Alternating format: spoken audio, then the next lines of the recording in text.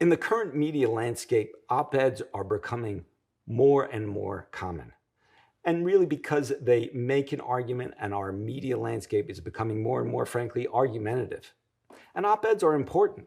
We see them being used to launch presidential campaigns or to flush out a piece of policy.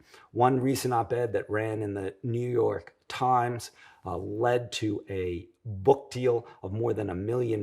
This was an op-ed about Goldman Sachs.